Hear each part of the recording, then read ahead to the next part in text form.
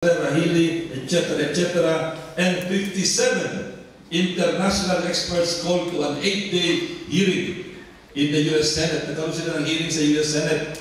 Tinatanong, when does life begin? 57 international experts from Harvard Medical School, Mayo Clinic, pag naamoy mga pariente sa States, patanong nyo yung Mayo Clinic, isa sa mga kilalang clinic doon. Dr. Jerome Lejeune, father of modern genetics, at marami pang iba. Yung embryo na yan is human already. It is a member of the Homo sapiens. 1 egg, 1 cell, 2 cells, 4 cells, 16, 32, 64, 128, etc., etc. But of course, on the other side, meron nagsasabi, hindi tayo sigurado dyan. But of course, kung meron doubt, pag meron nakikang tao dito, hindi ka sigurado buhay o patay, pababayaan mo ba yan? Are you going to assume patay na yan? Of course, you will assume na baka buhay pa yan. So magkakaroon ka ng first aid, magbibigay ka ng life support, baka buhay pa yan. And of course, din nagsimula sa 1 cell na yan, na kung pinatay, noong araw na yun, nung magkaroon ng fertilization, wala siguro tayong Manny Pacquiao. Ayan, si Manny Pacquiao.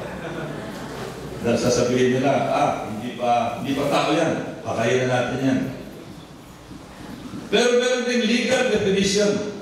Kasi siyempre, pag ginagawa ang batas, hindi lang doktor ang pakikinggan. Former Chief Justice Artemio Panganiban, just last October 3, sa Inquirer, anong sinulat niya? Other countries are still debating the beginning of life to determine when a killing can be deemed an abortion. Does life begin at the union of the egg and the sperm? Or is it merely when the fetus is capable of independent life outside the womb? Or is it only at the cutting of the umbilical cord? But, sabi ni Chief Justice Panganiban, in contrast, our Constitution settled an issue saying that the unborn shall be protected from conception. That is, from the fertilization of the human egg by the human sperm. Constitutional interpretation ng isang dating Chief Justice. Hindi po si Congressman Goles ang nagsabi niyan, but the former Chief Justice. Sinangayunan din. The very respected constitutionalist Father Joaquin Bernas, when he said, the drafters of the Constitution did not mean to make a scientific judgment. Para sa kanya, conception of the Constitution is fertilization.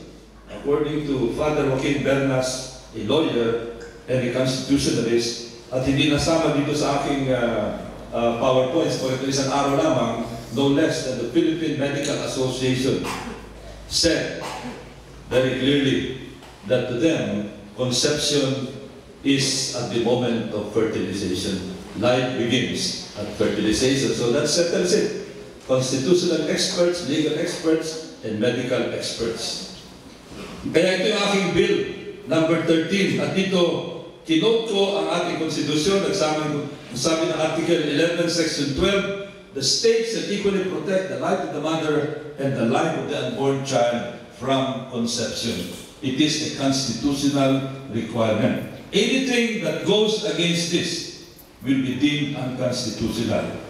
At dito po, dinipay natin ang unborn, dinipay natin ang conception, which is upon fertilization, implantation, which is what the RH people are saying.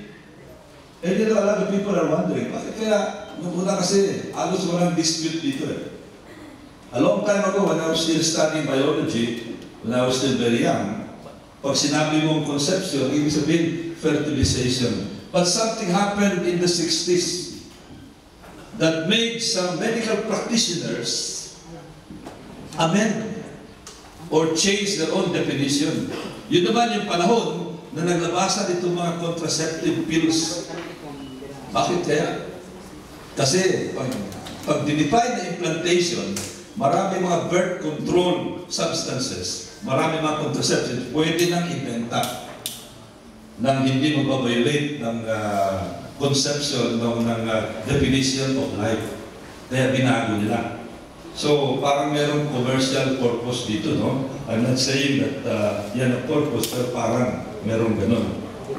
Abortion, define natin, abortifacient, abortifacient. This is also very important. Any device, medicine, substance, practice which may damage, injure, interfere, or recklessly endanger or cause the expulsion or death of the unborn child. Eh siyempre, pag ang unborn child define na implantation, maraming mga abortifacient, maraming may bibenta mga produkto. But if we define it, at upon fertilization, maraming mga produkto, walang benta, walang kita, yung mga gustong kumita. Now, let's talk about reproductive health. Contraceptives, condoms, vasectomy, and IUD measure.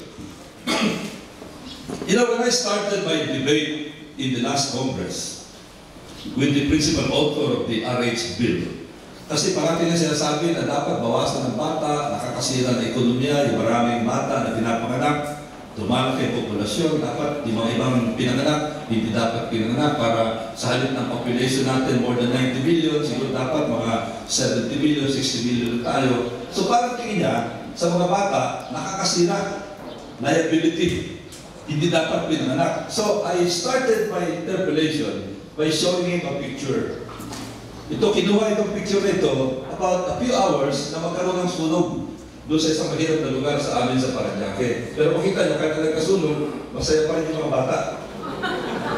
Tinanong ko si author ng RH bill, tutol kayo sa pagpanganak ng maraming bata, pwede po bang ituro nyo sa akin kung sino sa kanila ang hindi dapat pinanganak? Yung bang nakapula, yung bang nakaputi, hindi niya masagot. It's because it's very easy to talk of statistics. But the moment when statistics have faces already, like smiling faces of children, mahirap talaga sagutin. Especially when I pose the question, ano ba ang mga tao, ang mga bata? Ano ba ang mga tao, asset o liability? Ito ang nakakashock talaga. A former senator, during the first hearing of the RH Bill number 96, noong November 24, just last month, anong sabi ni former Senator Ting Paterno speaking for the pro-RH group during the first hearing? And I quote, "And if you have too many children that you can afford to send to school, you are consigning those children to poverty. And you are promoting an intergenerational poverty. Ang salin ng kahirapan mula sa magulang hanggang sa mga anak at sa mga apo." Ang sabi niya, pag ikaw ay mahirap, ang anak mo magiging mahirap din. Yung mga apo mo magiging mahirap din. Ano ang ibig niya sabihin dito? Para mabawasan ang mga mahirap, yung mga mahirap, dapat pwede lang huwag magkaanak. Yan ang sinasabi ng taong ito. Parang noong unang panahon, pag sinabi, ang kulay mo iba, dapat para hindi mahaluan yung kulay namin, dapat kayo na iba ang gulay, huwag magkaanak. Kayo mahirap, dapat huwag magkaanak. Of course, ang nakakatakot, ano ba ang definition ng mahirap? Ito ang isang litrato ng mga mahirap. Isang mahirap na elementary school sa isang low-cost government housing project in Quezon City, taken in the 50s. Makita niyo yung school building, talagang mukhang pobre. Mas maganda pa ang school building niyo dito sa mga bagyo sa Agusan kaysa school building na yan. Ito formal class picture, Bishop, pero tingnan niyo mga bata, ang iba dyan nakapaa, nakasinelas. Formal class picture ito. Mahirap na mga pamilya, yung pamilya na maraming mga anak, 5, 6, 7. Kung tatanungin natin yung mga author ng RH Bill, sigurado sabihin na dapat marami sa mga bata nga hindi pinanganak para hindi dumami mahirap sa Pilipinas sa mga panahon na yun. But let me tell you, today, after 50 years, iba sa mga bata yan. Abogado, doktor, CPA, businessmen, entrepreneurs, ang iba nasa abroad. Mahusay na ang buhay. Meron na mga kotse, kapag-aral ng mga pamilya nila, mahirap sila, pero yung anak nila, hindi naging mahirap. Yung ako nila, hindi mahirap.